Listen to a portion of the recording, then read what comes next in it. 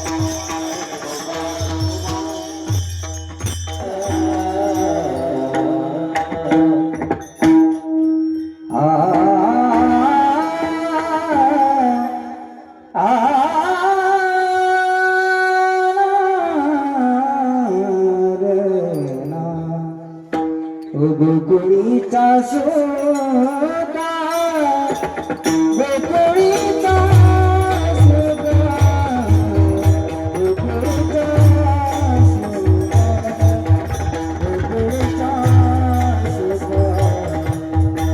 गोकुळीचा सोगा,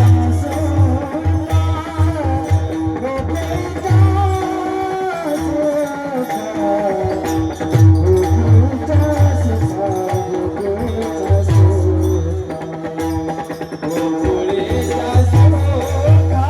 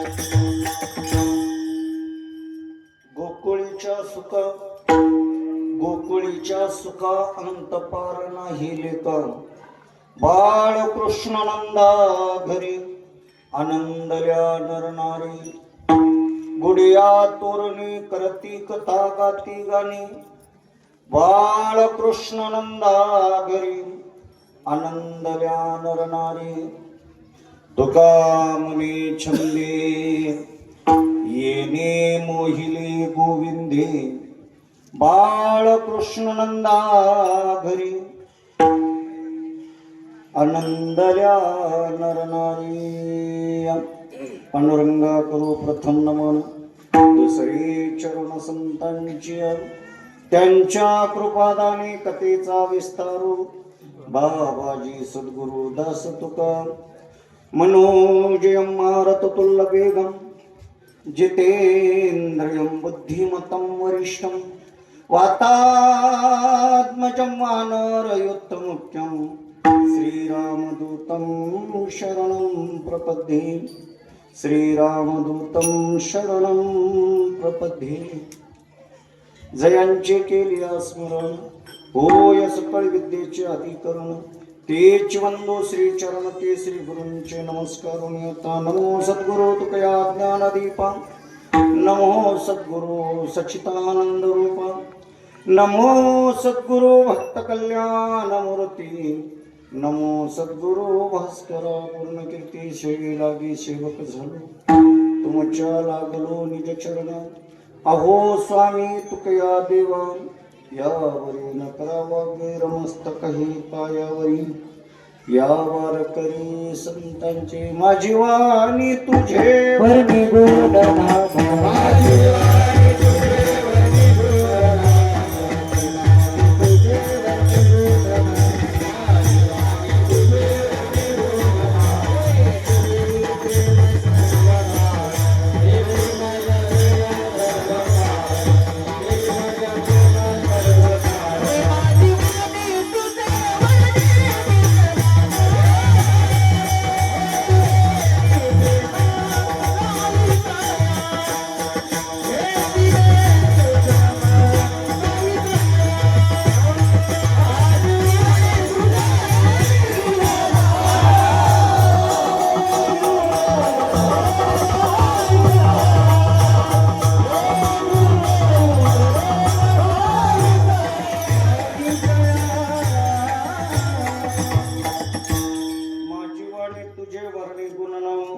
ऐसे देई प्रेम काही कळा गोकुळीच्या सुखा अंत पार नाही लेख बाळ कृष्ण नंदा घरी आनंदल्या नरनारी किंबहुना अखिल कोटी ब्रह्मांड नायक भगवान परमात्मा पंढरीशाच्या चरणावर वंदन करून माऊली महावैष्णव ज्ञानोबा तुकोबार यांच्या चरणावर दंडवत घालून बुद्धीची देवता सरस्वती माता गणेशाच्या चरणावर वंदन करून परमपूज्य सद्गुरू दादासाहेबांच्या चरणावर नतमस्तक होऊन या ठिकाणी उपस्थित असलेल्या सर्व वैष्णव वारकरी मायबाप तरुण वर्ग बाल सर्व जीवांच्या चरणावर वंदन करून प्रस्तुत प्रसंगी सेवेकरिता निवडलेला अभंग संत श्रेष्ठ विश्ववंदे जगद्गुरु जगदवंदे देवमान्य संतमान्य शास्त्रमान्य पंचवेद उत्पत्ते कनकई कुमार बोलोबा पुत्र वैराग्याचे महामेरू श्रीमंत श्री जगद्गुरु तुकोबार यांचा चार चरणाचा आणि गवळण किंवा काला या दोन्ही प्रसंगामध्ये याला गायलं जातं आणि असणारा सुंदर असा हा अभंग आहे. या अभंगातून आपल्याला भगवान कन्हैयाचं चरित्र पाहायचं आहे, पण अभंगाकडे जाण्याअगोदर थोडासा परिहार. चालत असलेला हा नामयज्ञ सप्ताह, या सप्त्याचा प्रथम वर्ष आणि प्रथम वर्ष भगवंताच्या सकल भगवंताच्या कृपेने आणि सकल साधू संतांच्या आशीर्वादाने आणि गावकऱ्यांच्या प्रेरणेने चालत असलेला हा नामयज्ञ सप्ताह. आणि या सप्त्यातील आज शेवटचा दिवस, रात्री जागराचा दिवस, आज शेवटचा 2:30 वाजता कोणता महाराज आला सामान्य व्यक्ती लक्षामध्ये आलो. येण्याचा योग झाला. सद्गुरु धनुकून दादासाहेब जशी बुद्धी देतील, आमचे पूर्वज गजेंद्र महाराज जसा आशीर्वाद देतील त्याप्रमाणे याचं चिंतन पाहायचं. थोडंसं लक्ष द्या. आज भगवान कन्हैयाचा काला का केला जातो? एक सिद्धांत आहे. 3 दिवसाचा सप्ताह असतो. किती दिवसाचा? 3 दिवसाचा. त्याच्या अलीकडे सांगू का? 1.5 दिवसाचा सप्ताह असतो. म्हणजे आज सुरू करायचा, आज करायचं, उद्या दुपारपर्यंत करायचं, त्याला 1.5 दिवसाचा. पण 1.5 दिवसाचा जरी सप्ताह केला, 5 दिवसाचा जरी सप्ताह केला, 7 दिवसाचा जरी सप्ताह केला, 11 दिवसाचा जरी केला, 1.25 महिन्याचा जरी केला, 1.25 वर्षाचा जरी सप्ताह केला, तर त्याचं शेवट कन्हैयाच्या चरित्रातच होते, अन्यथा होत नाही. म्हणून तर आज सिद्धांत आहे महाराज. आज जिकडं तिकडं कुठं जायचं नाही. आज केवळ एकच चरित्र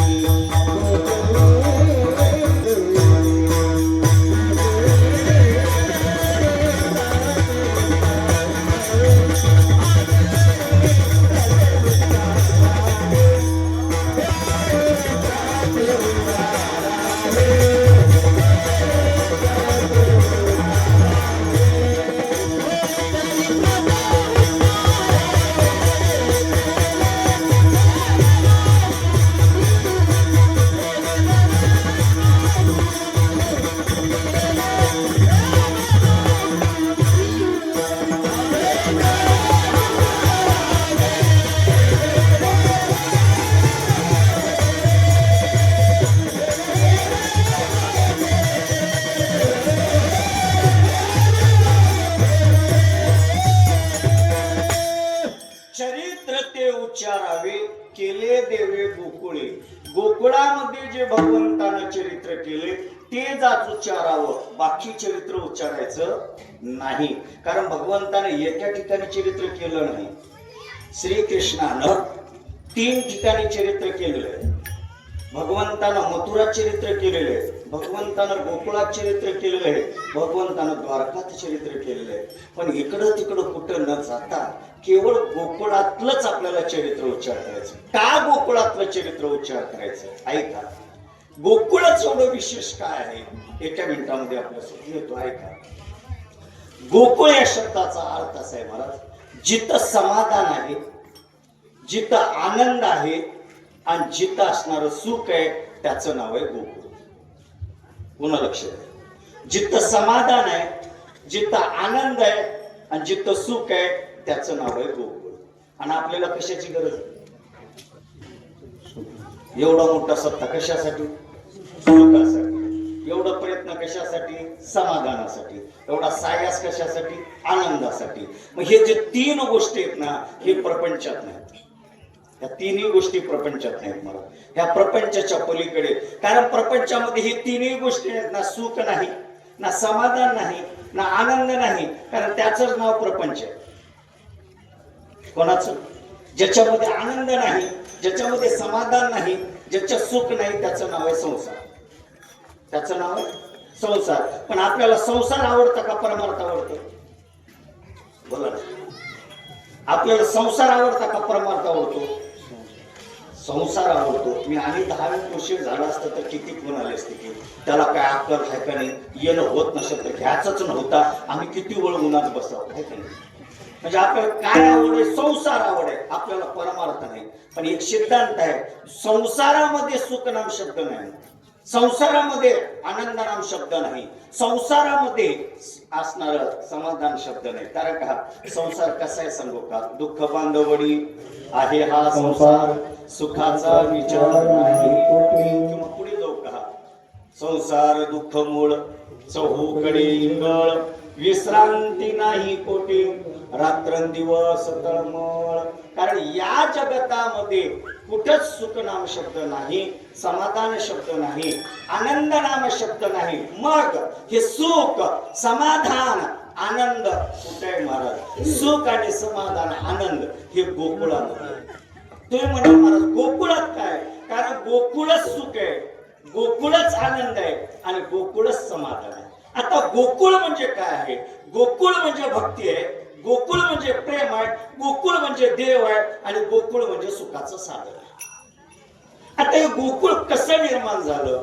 तर गोकुळ हे केवळ जीवाला सुख देण्यासाठी, जीवाला आनंद देण्यासाठी आणि जीवाला समाधान देण्यासाठी गोकुळाची उत्पत्ती. तुम्ही म्हणजे जीवाला का सुख आहे? ऐका, या जगामध्ये 3 अवतार आहेत. एक अवतार आहे देवाचा, एक अवतार आहे जीवाचा आणि एक अवतार आहे साधूचा. जीवाच्या दशेमध्ये कुठं सुखनाम शब्द नाही आणि देवाच्या दशेमध्ये सुद्धा सुखनाम शब्द नाही. देवाला सुख पाहिजे असेल आणि जीवाला जर सुख पाहिजे असेल तर संत संगती पाहिजे. कोणती संगती पाहिजे? देवाच्या ठिकाणी सुख नाही. जर देवाच्या ठिकाणी सुख असलं असतं तर देव संताकडे गेले नसते. या सुखा कारणे आणि काय केलं? वैकुंठ सांडूनी संत सदनी राहिला. देवाच्या ठिकाणी समाधान नाही म्हणून देव म्हणतो संतांना, मला समाधान वाटत नाही, कुठे जाऊ? मग संत सांगतात, नामा म्हणे देवा चला तर या ठाया, विश्रांती घ्यावया कल्पवरी. तुम्हाला विश्रांती घ्यायची तर संत संगतीत चला. मग एवढं देवाच्या ठिकाणी सुख नाही, ते गोकुळात का सुख आहे? कारण गोकुळामध्ये भक्ती आहे, गोकुळामध्ये श्रद्धा आहे, गोकुळामध्ये देव आहे आणि गोकुळामध्ये आनंद आहे. कसा आनंद आहे? कारण जे देवाला अन्य अवतारामध्ये जमलं नाही ते कन्हैया अवतारामध्ये जमलं.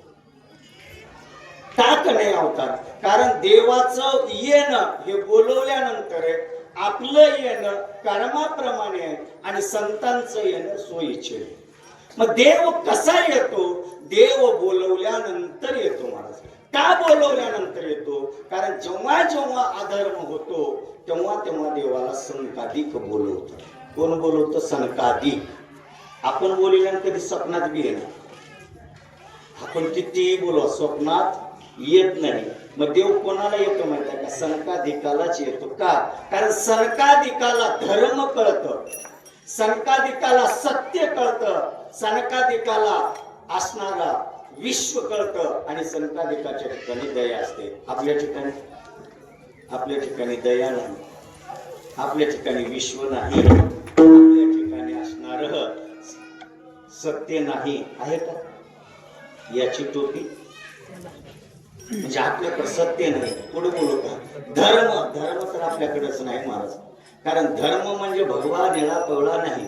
धर्म म्हणजे नीतीचं आचरण करणे, नीतीचं आचरण करणे. याच्यात किती जण करतात मला सांगा ना? आता याच्यात किती जण नवऱ्याच्या पाया पडून कीर्तनला आला?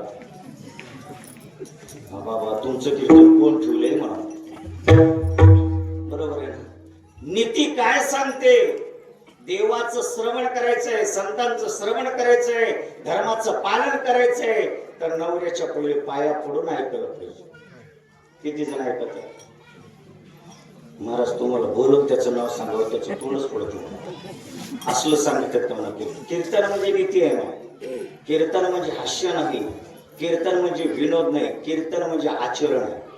आणि शास्त्र सांगतं नीतीचं पालन करा. सांगा ना याच्यातले किती मायबापाची पाया पडून आता येऊन टाळ घेतले?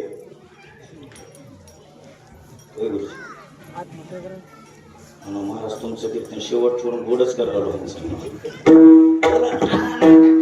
सप्ताह म्हणजे ते नाही महाराज, सप्ताह म्हणजे आचरण आहे. हे पुढे बोलून जाऊ तुम्हाला शेवटचं. सप्ताह म्हणजे मोठं नाही. तुम्ही किती मोठा केलात याला किंमत नाही, तुम्ही किती परिवर्तन झालात याला किंमत आहे. तुम्ही किती परिवर्तन झालात, अरे सप्त्यामध्ये घेतलात काय तुम्ही? सप्ताह म्हणजे परिवर्तन आहे. माझं तर एक म्हणणं आहे, एका सप्त्यात एक कुटुंब जर परिवर्तन झाला ना त्या सप्त्याचं कल्याण झालं. किती मोठे महाराज आले याला किंमत नाही, पण तुम्ही किती परिवर्तन झालं याला किंमत आहे. याचं नाव आहे सत्य. म्हणून सत्यामध्ये नीती आहे. नीती आहे म्हणून मी पुन्हा सांगायला लागलो, कीर्तन श्रवण करायला येत असताना पातीवरती धर्म म्हणून नवऱ्याच्या पाया पडावं आणि नीती धर्म म्हणून आई वडिलाच्या पाया पडून यावं. कुठं? कीर्तनाला. कीर्तन सुटलं की बोला ना हो, आता हसलेत. म्हणजे कीर्तनाला येताना पाया पडून कीर्तन सुटलं की आता कसाला बघा उत्तर लगेच नाही ना महाराज, याचं नाव नीती नाही. अहो नीती काय? नीती म्हणजे आचरण, आणि हे आचरण संताकडे राहतो. का संताकडे राहतो? कारण संतांची वृत्ती आहे, विश्वची माझे घर, ऐसी मती जयाची स्थिर, टिंबहुना चराचर आपणची झाला. जे काम रंजले गांधले त्यासी मने जो आपुले, तोची साधू ओळखामा देवते तेची. माय बापाला जीव घालत नाही, साधू को ओळखला. बोला ना, आपली नीती कुठे आहे महाराज? म्हणून संताकडे नीती आहे, आणि संताला पाप सहन होत नाही. संताला पाप सहन होत नाही, संताला अधर्म सहन होत नाही. संताला हे असणार नीती बदलली की संत घाबरतात, आणि संत काय करतात? आता धर्माचं वाटोळ झाले, धर्म स्थापना करण्यासाठी आणि बोलवावं लागतं, आणि बोलवावं लागतं म्हणून सनकादिक देवाला प्रार्थना करतात, आणि देव येतो.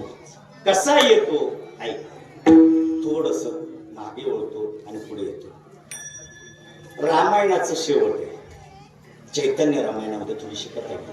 रामायणाचं शेवट आहे, रामप्रभू वनामध्ये फिरत असताना अनेक ऋषी एकत्रित जमले. सगळे ऋषी एकत्रित जमले आणि सगळ्या ऋषीने विचार केला, रामप्रभू वनात आले, आपण त्यांचं दर्शन घ्यायचं आणि त्यांना कधीच विसरायचं नाही. त्यांचं दर्शन नित्य घ्यायचं. माझं बोलणं नीट लक्ष द्या. त्यांचं दर्शन नित्य घ्यायचं, त्यांचा आपला कधी विसर पडू नये, आणि रामरूपाचा आमच्यापासून कधी तुटवडा होऊ नये, याच्यासाठी आपण एक करायचं की आपल्याला रामाचं चरित्र इतिहास माहित आहे. प्रत्येकाने काय करायचं? रामाच्या दर्शनाला जात असताना एक मोठं दगड घेऊन जायचं. दगड म्हणजे कळतं? दगड म्हणा, धोंडा म्हणा, शिळा म्हणा, जे तुम्हाला म्हणायचे ते म्हणा. एवढे असे जसं उचलता येते तसे दगड घेतले ऋषी आणि वनामध्ये वाट पाहत बसले. वाट पाहत बसले असताना योगायोगानं रामप्रभू येत होते. येत असताना सगळे ऋषी म्हणले, याला थोडी झटका म्हणे, आपण प्रभूचं स्वागत करू म्हणे. आता जसं स्वागत केलं ना, आये महाराज विराजिये, आणि प्रभूजीला पाहिलं, सगळ्या ऋषी महात्म्याने स्वागत केलं. स्वागत केल्यानंतर प्रभू रामचंद्राला बसवलं, आणि बसवल्यानंतर ऋषी महात्मे म्हणायला लागले, देवा आमची एक इच्छा आहे. देवाने म्हणले, काय इच्छा आहे? काही नाही, आम्हाला तुमच्या दर्शनापासून विन्मुख होऊ नये, नित्य तुमचं रूप आम्हाला पाहता यावं, आणि आमच्या जन्मामध्ये तुमच्याशिवाय दुसरं कोणतं नाही, कारण या जन्माचं एकच सार्थक आहे. तुका म्हणे, जन्म आल्याचे सार्थक, एकच सार्थक आहे, तुमचं रूप पाहण्यामध्ये समाधान, आणि आम्हाला तुमचं रूप पाहता यावं, तुमच्या जीवनामध्ये आम्हाला तुमचा कधी विसर पडू नये, याच्यासाठी आमची एक इच्छा आहे. काय इच्छा आहे? काही इच्छा नाही म्हणे देवा.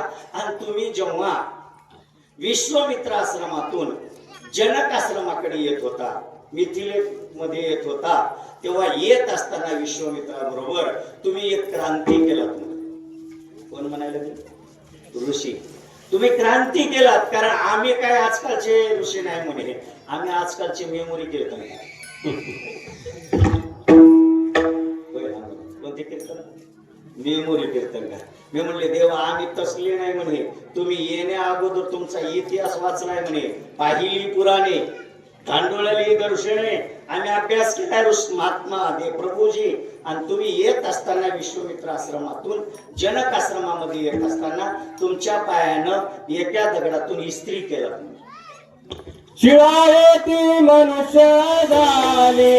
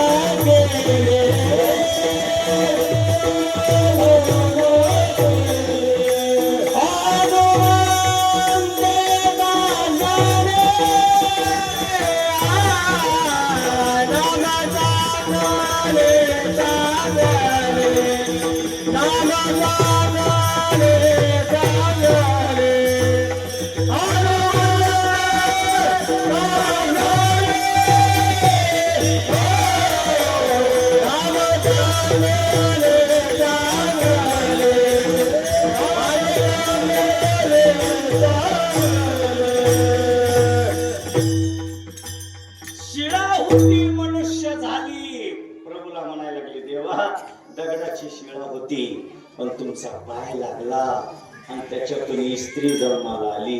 आणि देवा आम्हाला काही नाही हो, आणि आमची इच्छा आहे आम्ही एक एक दगड आणलेत मोठे मोठे आणि तुमचा पाय त्यांना लागावं, त्याच्यामध्ये स्त्री जन्माला यावी.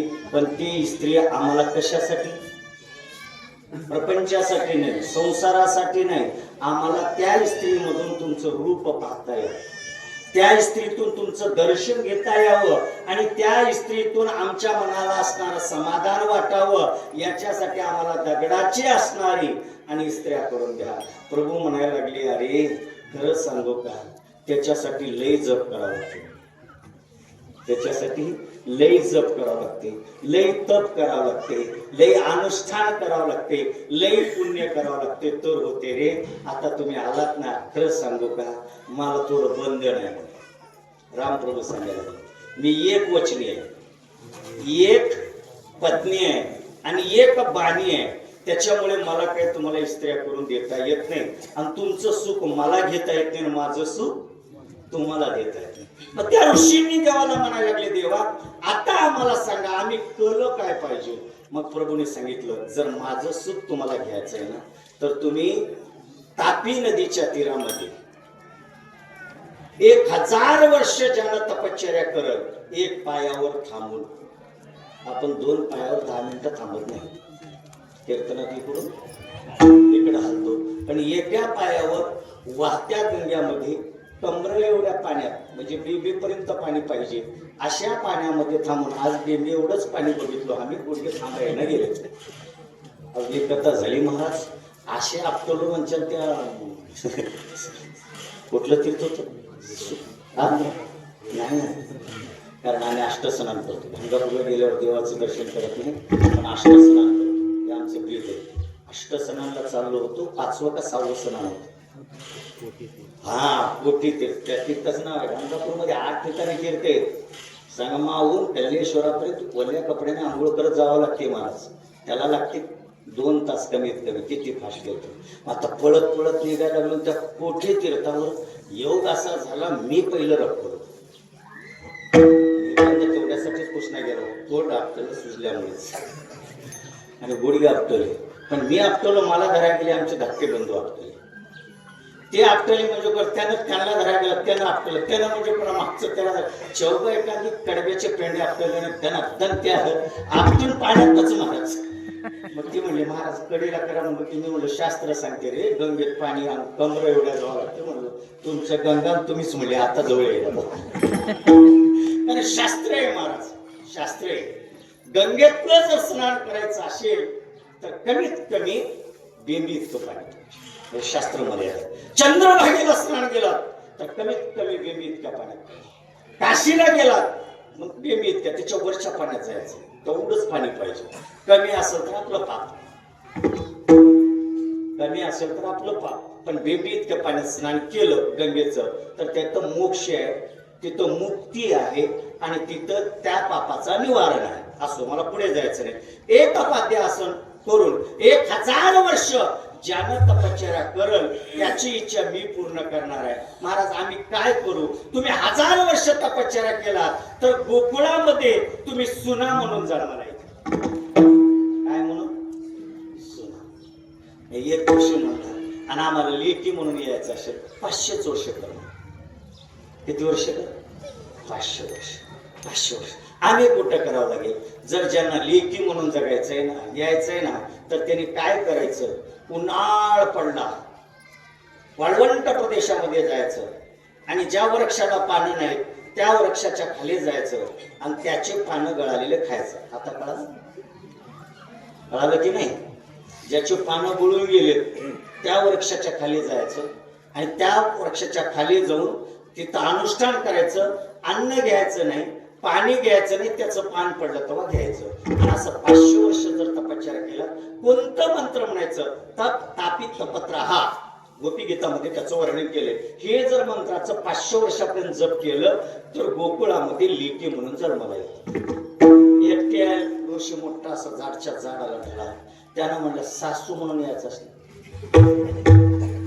त्याने म्हणजे सासू म्हणून जन्माला जर यायचं असेल तर एक करावं लागेल. मध्ये गंगेमध्ये 1500 वर्ष तपश्चर्या. किती हजार वर्ष? 1,500 वर्षे. आपल्याला किती आहे? शतवर्षाची क्षणभंगूर ही पहिले धरावं लागते. आम्ही अनुष्ठान करतो म्हणजे भरवसा नाही ना. ग्रास गिळी सत्ता नाही आती म्हणून तुम्ही तिकडे जाऊ नका. ते त्यांनाच जमले आपल्याला जाऊ ना. आपण सोपा मार्ग पकडायचा नाही पुढे सांगतो ऐका जाऊ द्या. आणि असं सगळ्याला सांगितलं. एक आली आणि म्हणायला लागले देवा आमची एक इच्छा आहे. काय? तू आमच्या पोटाला जन्माला यावं. एक म्हणली देवा तिच्या पोटाला जन्माला या खरे पण माझ्या मांडीवर खेळा. त्याने म्हणले एक करा. तू काय करायचं माहितीये का? ज्वालिक नामाचा जप करत 1000 वर्ष जप करायचं. मी तुझ्या गर्भशयात येतो. तिनं म्हणली माझ्या मांडीवर खायचं. तिच्या गर्भशयात येतो पण तुझी इच्छा पूर्ण करतो. पण जेव्हा अधर्म होईल तेव्हा धर्माचं रक्षण करायला येतो आणि तुझ्या मांडीवर खेळतो. सगळ्याला त्याला अनुष्ठान सांगितले.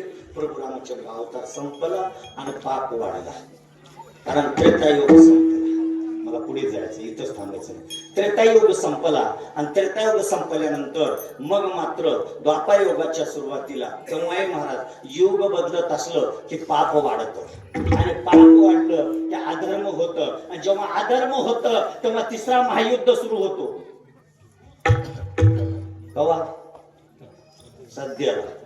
आणि मी आज सकाळीच क्लिप वाचली म्हणजे काल सकाळी प्रेमानंद महाराजाची आणि त्यांनी चकारात्मक शब्दामध्ये सांगितलं. प्रेमानंद महाराज रंदावूनवाले कुठले कुठले नाही. ज्यांना सायन्स शून्य झाले, ज्यांना देव कृपा आहे आणि सध्याच्या काळामध्ये 3 संत आहेत या भारतात. पहिले संत आहेत रंदावूनचे प्रेमानंद महाराज.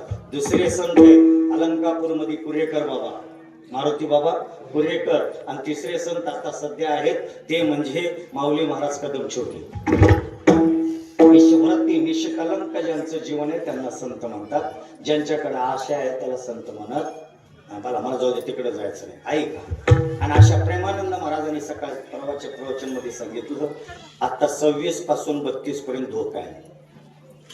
वय नाही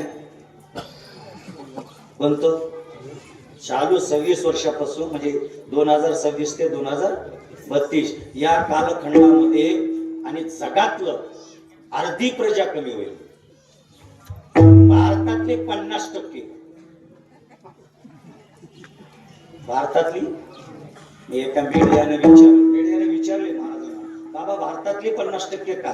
त्यांनी सांगितलं भारतामध्ये पंचगंगा आहेत, पातिव्रता आहे, तीर्थ आहेत, संतांचे अवतार आहेत. आणि ज्यांनी याच्यावर विश्वास ठेवून जो त्याच्या श्रद्धेने निष्ठेने भक्तीने भावनेने जर देवाला संताला आणि धर्माला जाग ठेवलं ते वाचतील. आणि ज्यांनी याला विसरलं ते कशाला जातील म्हणून तुम्हीच म्हणा ना. कशाला म्हणजे एवढा काल धोक्याचा असतो. असा पाप वाढला गेला आणि पाप वाढल्यानंतर मग ते असणार द्वापार युगाची सुरुवात व्हायला लागली. पृथ्वीला हे पाप सहन होईना. पृथ्वी सप्तऋषीकडे गेली आणि सप्तऋषीला म्हणायला लागले अहो आणि काही करा गडे हे मला उगाच आता पापाचं सहन होईना. काही करा आणि काही करून एवढं मला रक्षण करा. मग त्या सप्तऋषीने सांगितलं पृथ्वीला मैया तू आमच्या संग चल ना. तिनं म्हणले कसं चलू? गो रूपामध्ये चल. कोण्या रूपामध्ये? गाईच्या रूपामध्ये चल. आणि गाईचं रूप धरलं म्हणून आपण हिंदू धर्मामध्ये कोणाची पूजा करतो? गायीच्या. कारण गाय हे सर्व जगताची माता आहे. गैया ही सर्व देवतेला आपल्या अंगीकारामध्ये केलेली आहे आणि गैया ही सत्य बोलणारी आहे. म्हणून गायीकडे असणार घेतलं गायीचं रूप. पृथ्वी सनकादी आणि क्षीरसागरामध्ये जो भगवान निजलेला आहे जो शय्येवर म्हणजे शेषेवर निद्रा करायला लागले त्याच्या जवळ गेले आणि त्याच्या जवळ जाऊन त्याला विनंती करायला लागले. शांताकारं जगशयनं पद्मनाभं सुरेशं विश्वाधारं गगनसदृशं मेघवर्णं स्वंगं लक्ष्मीकान्तं कमलनयनं योगप्रदान्तगम्यं वंदे विष्णुवैहारं सर्वलोके एकनाथं. सगळ्यांनी देवाकडे विनंती केली. देव जागी झाले. देवाने विचारलं पृथ्वीने सांगितलं देवा आता आम्ही राहू की नको? देव म्हणजे का झालं? लय अधर्म झाला म्हणे आणि धर्माचं रक्षण करणं तुमचं काम आहे आणि धर्म रक्षण करण्यासाठी या महिन्यांचं देव म्हणजे पृथ्वी मला बी आता ऋण फेडायचं आहे. मी बी ऋषीला अनुष्ठानला बसून आलो. तिकडं कोणी ऋषी अनुष्ठान केले, तप केलेले, जप केलेले आणि सगळ्याचं ऋण फेडायचं भेटायचंय आणि बरं झालं आठवण करून दिलीस, तू जा, आम्ही येतो म्हणल्यानंतर पृथ्वी सप्तऋषी गेले. देवाने सगळ्या देवतेला बोलवलं, इंद्र चंद्र महेंद्र आदी सर्व देवतेंना बोलवलं आणि बोलावून सांगितलं, ए बाबू चला आता आपल्याला अवतार घ्यायचा आहे, चला अवतार घेऊ. आता चला म्हणे अवतार घ्यायचंय, चला अवतार घेऊ म्हणल्यानंतर सगळ्या देवतांनी सांगितलं, देवा कुठं जायचंय? कुठं नाही म्हणे, आता आपल्याला ब्रह्मसुखाची प्राप्ती, जिथं भक्ती आहे, जिथं ज्ञान आहे, जिथं वैराग्य आहे, त्याचं नाव आहे गोकुळ. आणि त्या ज्ञान वैराग्य भक्ती त्या ठिकाणी गोपिका म्हणून ऋषी येणार आहेत. पहिली गोपिका सून म्हणून येणार आहे राधा. आणि राधा कोण आहे माहित आहे का? राधा इंद्राची पत्नी आहे. कोणाची? इंद्राची. हे जर सांगत बसलो ना एक तास आणि कधी सांगेल वेळ मिळाला तुम्हाला बरोबर 2:30ला पूर्ण करायची आणि आलं कोणी 2 पर्यंत आला. त्याच्यामुळे मी घडी बघतच पुढे चलतो. राहू द्या. सांगतो इंद्राची पत्नी सची आहे, सचिन असणार आणि भगवंताच्या मांडीवर बसण्याचा हट्ट धरला. तिला सांगितलं बसता येत नाही. हा फलाद्य मोठं कथा आहे. तीच राधा म्हणून पुढे जन्माला आली आणि ती राधा म्हणून सून आली. अशा सुना म्हणून जेवढ्या तिथं आल्या सगळ्यांनी 1,000 वर्ष तपश्चर्या केलं आणि त्यांना वचन दिलं होतं, हळूहळू फेडीन रूपे दिन. चला म्हणे सगळ्यांनी अवतार घ्यायला लागले. भक्ती ज्ञान वैराग्य ते आहे त्याचं नाव आहे गोकुळ. अहंकार आणि दंभ आणि ज्याच्याकडे त्याचं नाव आहे मथुरा. म्हणून मथुरेमध्ये अहंकार आहे, गोकुळामध्ये आनंद आहे. चला चला म्हणजे सगळे निघाले. सगळ्या देवांना विचारले, देव म्हणजे सगळे चला. सगळे चला म्हणल्यानंतर जवळच म्हणला ना महाराज. आणि खरंच आहे, जवळच कवा धोका देईल काही सांगता येत नाही. जवळच म्हणला, हे सगळे जागडे म्हणे आता तुझ्या संगतीत मी येणार नाही. कोण? शेष भगवान म्हणायला लागले, नाही तुझी संगती कामाची, तुझी संगती कामाची नाही, मी येणार नाही. देव म्हणले काय येणार नाही? लाज वाटते का तुला? बघा त्यांना म्हणलं झालं काय? काही नाही म्हणे, एक आहे म्हणे. काय? आणि खरंच सांगू का म्हणे, 14 वर्ष वनवासात गेलो तेव्हा इमानदारीने सांग, तुझी पत्नी तुझ्याजवळ होती, माझी पत्नी कुठं होती? उर्मिला कुठं होती?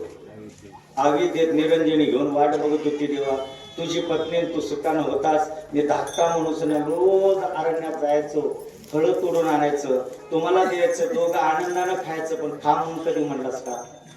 म्हणून तुझी संगती नाही कामाची, कामाची संगती नाही, मी येणार नाही तुझ्या संगतीनं. देव ओळखला, हे नाराज झालाय म्हणे, आता याला एक करा म्हणे. आणि एक सांगून जाऊ का, यावर्षी सप्त्याचे कोणी का अध्यक्ष राहिले? मी कोणाचं नाव घेत नाही, कारण एक एकाहुनी एकाचं नाव घेतलं, एखाद्याचं जर विसरलं तर त्यानं म्हणून महाराजाला भेटावं, तुम्ही बोलणार म्हणून तुमचंच नाव घेतलं असं होते. म्हणून मी कोणाचं नाव घेणार, कोणाच घेणार, माझ्याकरिता ते भेद राहणार. कारण एका भला म्हणता दुजे सहजची निंदिले, म्हणून मी कोणाचं नाव घेणार. पण यावर्षी कोणी का अध्यक्ष राहणार. आणि काही जर झालं, एखादी माणूस म्हणते तेच आहेत का अध्यक्ष, ते सेक्रेटरी आहेत का, आणि आमचं सप्त्यात काय काम आहे का म्हणते येईना हे लई जागी झाली, इथंच नाही प्रत्येक जागी. आणि इथं होऊ नये, जर झाला असेल तर आयडिया देतो, त्याला काहीच करू नका, पुढच्या वर्षीचा अध्यक्ष म्हणून आता डिक्लेअर करा. फक्त एक म्हणावं, हे बघ तुझ्या पाया पडतो, आम्हाला काय नाही, तुझ्या नाव जाऊ नये असं कार्यक्रम करणं. सतरंजी टाइमला टाक, जेवायला टाइमला कर, लोकांना टाइमला जेवाय वाढ, टाळ करायला टाइमला बोलव, सगळी व्यवस्था, तुझं नाव जाऊ नये असं कर. कोणाचं? तुझं नाव जाऊ नये, आम्हाला ते काही नाही, तूच कर. त्यानं पुढच्या वर्षी जर सतरंजी टाकण्या गेलं तर मला विचार, माझं नाव जाते, पण आम्हाला हलकट सवय दुसऱ्याला देणार. ते भगवंताला कळालं, आता एकच आहे म्हणे, यानं रुसलंय ना, मग याला आता एकच सांगाव. आणि देवाने शेषाला म्हणायला लागले, आता तो वडील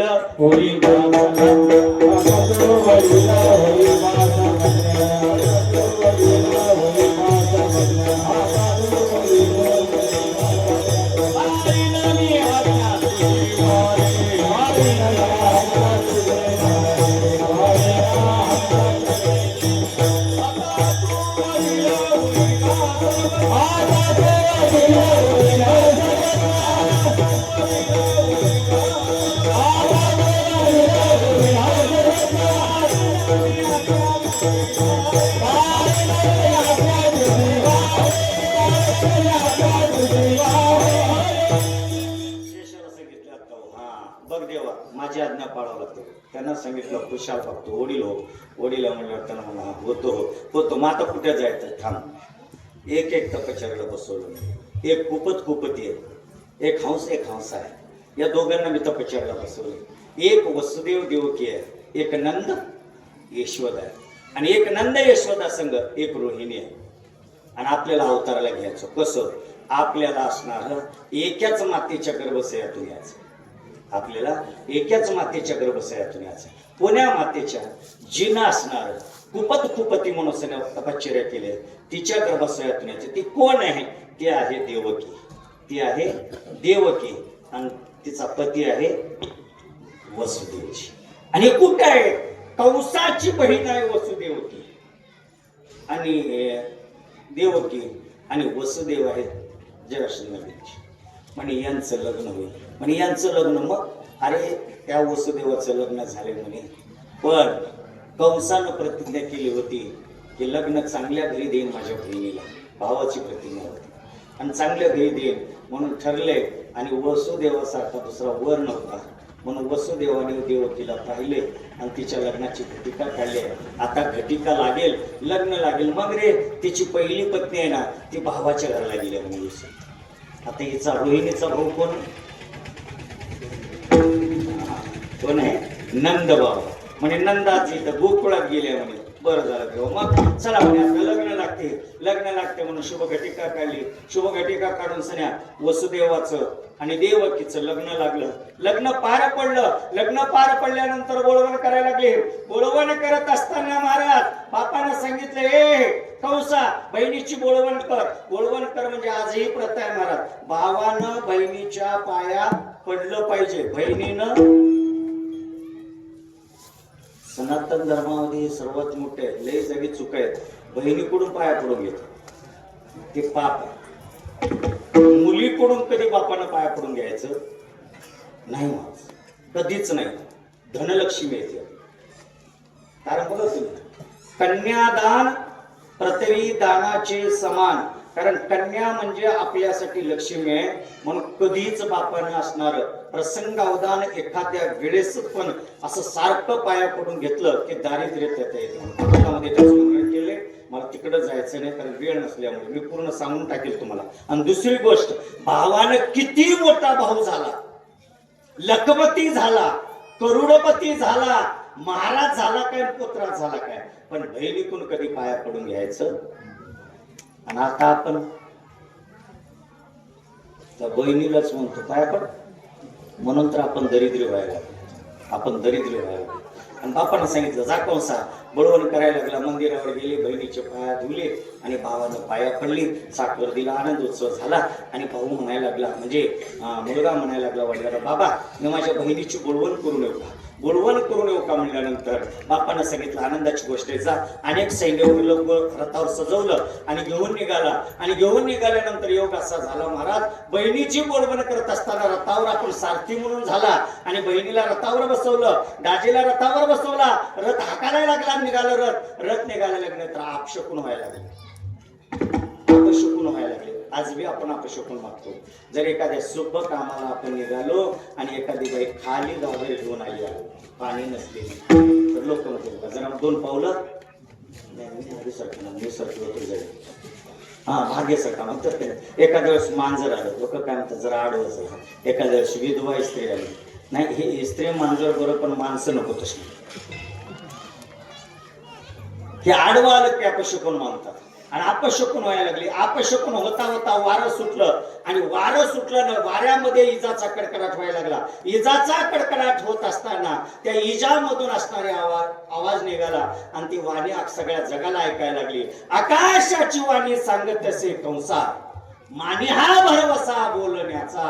आणि त्या कंसाला म्हणले कंसा ज्या बहिणीची तू बोलवण करायला लागलास त्या बहिणीच्या गर्भशयातून येणारा 8वा पुत्र तुझा काळ आहे. कोण आहे? आत्ता बी माणसं मारायला घेणार मारत असं करून जातील. तू 2 तर मार मी 1 तर मारतो म्हणतात. माझं तुझं काय आमचं हाड वैर आहे म्हणतात. एक बघतोस तुझं गेलं तर 2 एकर जाऊ दे पण तुला काय महागारी पण त्याला डॉक्टर म्हणा तुमचं सगळं झाले आता तुम्ही 8च दिवसाचे हो आता का डॉक्टरला मारते आता मग विचार करतो मी मरणार की आणि धासत का ते अर्ध्या झटक्यात येते मला बरोबर आहे की नाही माणूस भांडणाला मरणार नाही एखाद्याला मरणार नाही पण तू मारणार आहेस तुला काळ नेणार आहे म्हणून कळालं की त्याचं संपलं कंस थंडगार झाला महाराज आणि रक्तावर बसला विचार करायला लागला बहिणीची बोलवण करू हिच्या गर्भाशयातून येणारा 8वा पुत्र माझा काळ आहे याच्यापेक्षा एक बुद्धी पेटली ना माझी महाराज तो गुतला आणि कमरचं खडग काढला आणि खडग म्हणजे शस्त्र खडग काढला आणि मारायला निघाला घेऊन या खडग माराया धावला तब तो वसुदेवे धरिला हात कारण खडग मारायला घेतला आणि त्यावेळेस वसुदेवाला हात धरला म्हणजे तसं करू नका का बहिणीला मारता बहिणीला मारणं म्हणजे पाप बहिणीला मारणं म्हणजे पाप आणि तुम्ही पाप कशाला करता माझ्या कानानं मी ऐकलंय 8वा पुत्र काळ आहे ना एक करा आमची बोलवणच करू नका आम्हाला तुमच्या बंदिशाळेत ठेवा तुमच्या बंदिशाळेत ठेवा आम्हाला बाळ झालं की आम्ही तुम्हाला देतो आणि विशाल आम्हाला तुमच्या बंदिशाळेत ठेवलं महाराज आता मला पुढे जायचंय थांब नाही बघता बघत 6 बाळं झाली बस किती बाळं झाली 6 बाळं पण कंस धर्मशील होत त्यानं 6चे 6 बाळं सांभाळत होता आणि 6 बाळं सांभाळत असताना देव म्हणले कंस लय पुण्य करायला लागले का बादशाला सांभाळायला आणि आपण आता जरा बोलू ना बहिणीचं लेकरू आलं की त्याला काहीतरी चिमटून का होईना घराबाहेर पाठवतो त्याला मारून का होईना घराबाहेर पाठवतो त्याला काहीतच दोष ठेवून करतो हे सगळ्यात मोठं दोष आहे पाप आहे आणि कंस पुण्य करायला लागला देवाला चिंता पडली देव म्हणले यानं जर पुण्य केलं तर आम्हाला कसं अवतारला येते तर आम्हाला अवताराला केव्हा जावं लागते पाप झाल्यानंतर यानं पुण्य करायला मग काय करा देवाने त्या शेंडीवाल्याला बोलवलं ज्याचं जिओ टावर आहे ज्याचं एअरटेल टावर आहे ज्याच्याकडे सगळेच टावर आहेत असा सगळ्या साधू संतांचा नेटवर्क ज्याचं नाव आहे नारद नेटवर्क वाला सगळे नेटवर्क त्याच्याकडे आणि बोलवलं नारदाला नारदजी आले काय नाही नारदा म्हणे कंस लय पुण्य करायला लागल्या काहीतरी पाप करायला कोण म्हणलं बघा किती फोटो आहे त्यानं कोण लय बदमासो म्हणतो तुकोबार यायला 2-4 शब्द चांगले ठेवले देव कातोर जाणून अंतर वर्तत तसे पुढचा बघा झोपा देव खट्याळ कारण लय खट्याळ आहे लय बदमास आहे यानं चांगलं संसार चालला की त्याचं कातर तोडतो कपडा जसं कट करतात ना तसं बरोबर करतं देव म्हणजे जा नारदाला नारद निघाले ना मला नारायण सदा पारायण करत मथुरेवर आला मथुरेवर आल्यानंतर कौसानं पाहिलं म्हणे वा आज माझं भाग्य आहे म्हणे भाग्याचा उदय देहे जोडी संत पाय नारदाला बोलवलं नारदाला आसन घातलं नारदजी आसनावर आले बसले आणि बसल्यानंतर नारदाचं पाणी झालं सगळं झालं आणि नारद सहज कंसाला म्हणजे कंसा किती बदमाश आहे तू म्हणे फूट बुद्धीच आहेस म्हणे कंसानं म्हणजे काय झालं नारदजी अरे येड्या एका तरी लेकराचं बादशाला मला बोलायचं होतं ते लेकर 6चे 6 आणि एवढे लेकर तुला झाले एखाद्या लेकराच्या पाण्याला मला बोलायचं होतं अशी एवढंच नाश्ता केला असतो एखादी लड्डू खाल्लो असतो मला बोललं नाही त्यानं म्हणला नाराजी गणित चुकला म्हणलं हे माझे लेकर नाहीत म्हणे हे माझे भाचे आहेत म्हणे कोण आहेत भाचे नारदाने म्हणले मग भाच्याला का सांभाळाला आता यानं सगळं हकीकत सांगितलं झालेलं आकाशाची वाणी हे सगळं सांगितलं नारद म्हणले येड्या तुला गणित येणं वाटते म्हणजे का अरे 3 आणि 5 4 4 6 आणि 2 8 7 1 6 आणि 2 गणिताचं चांगलं कुठल्या शाळा का मोबाईलच्या नाही मोबाईलच्या नाहीच ना थोडं पटपट सांगितलं चांगलं गणित 5 3 8 6 2 8 7 1 8 4 4 8 मग नारदाने गणित फिरवलं ना मला त्या कंसाच्या बुद्धीत अरे कोणतं आठवा म्हणजे 4 आणि 4 8 चौथा होऊ शकतं म्हणे कवा 7 पहिला 8 होऊ शकतं कवा 6व्याचं 2 8 होऊ शकतं कवा 5चं 3 8 होऊ शकतं कोणतं 8 कंसानं म्हणलं वा नारदा बरोबर आहे म्हणे, तुझं बरोबर आहे, याच्यात लोक कोणताही की म्हणे माझं कसं झालं म्हणे, पोसूनी दूध पाजूनी पोशीला साप म्हणे, यांना खाऊ घालून काळाला वाढवलं म्हणे मी, आता नारदजी तुम्ही जा म्हणे. नारद म्हणे मग मी तुम्ही जा तर जा, आता यांना समाधीच देतो. आणि योग असा झाला महाराज, देव ऋषी भेटे पाप सारावया, त्याला पाप सारण्यासाठी देव ऋषी भेटले आणि 6 बाळ एकाच वेळेस मारले. किती वेळेस? एका वेळेस मारले.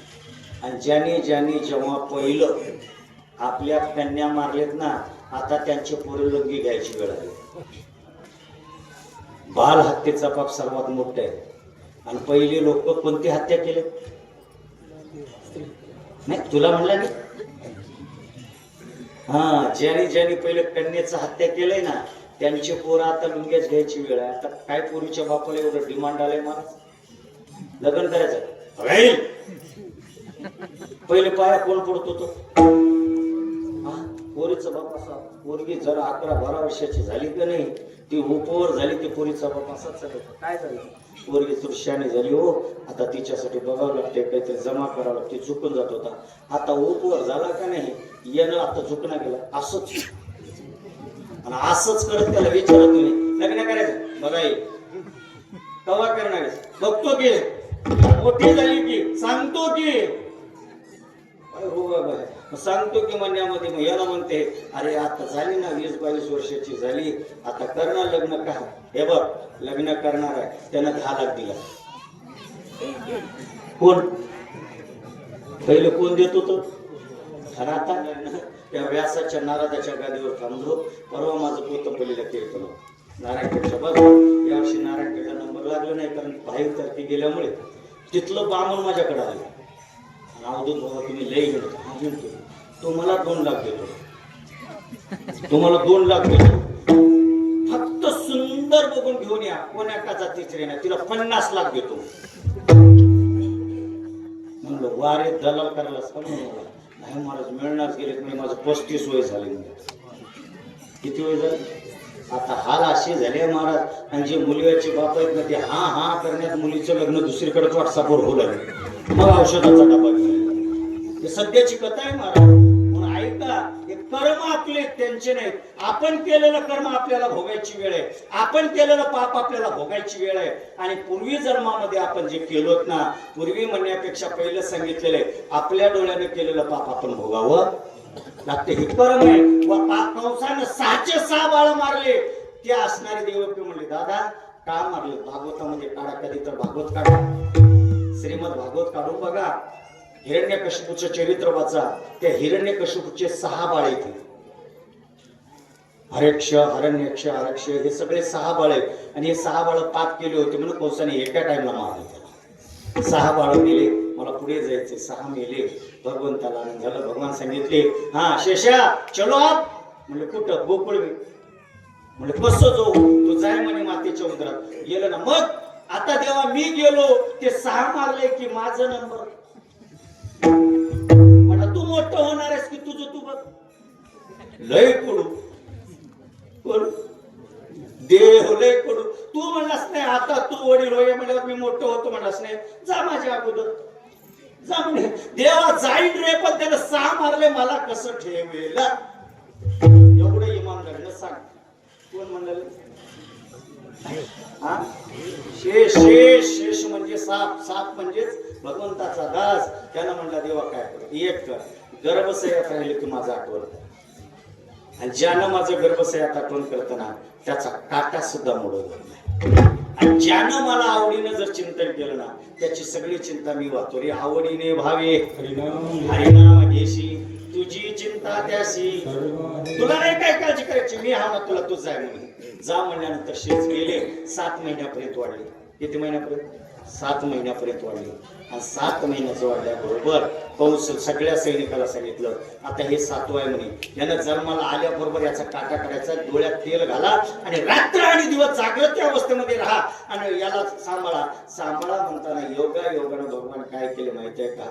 याचे 7 महिने झाल्याबरोबर या देवकीच्या गर्भातलं गर्भ काढलं आणि रोहिणीच्या गर्भात. कुठं? गोकुळामध्ये. म्हणून तर आज बी इतिहास आहे. 7 महिन्यात जन्मलेलं वाचते आणि 8व्या महिन्यातलं काय होते धोका आहे. कारण भगवंताने 7व्या महिन्यात तिकडलं गर्भ तिकडं नाही उघडलं म्हणून 7तले वाजतात त्याच्यातलं मी बी 7व्या महिन्यातले वाजतात पण 8व्याची गॅरंटी कुठलं शास्त्र देऊ शकत नाही.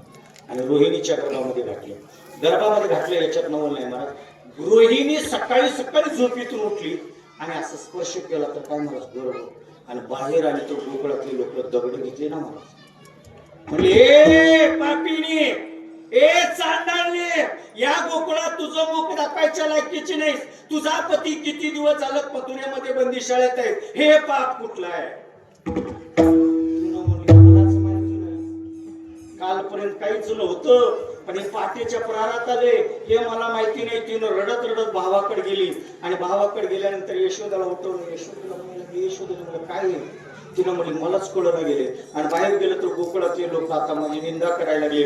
कोणी शेण मारायला लागले, कोणी चिखल मारायला लागले, कोणी दगड मारायला लागले. आता मला राहावंसं झालं नाही. काय करू.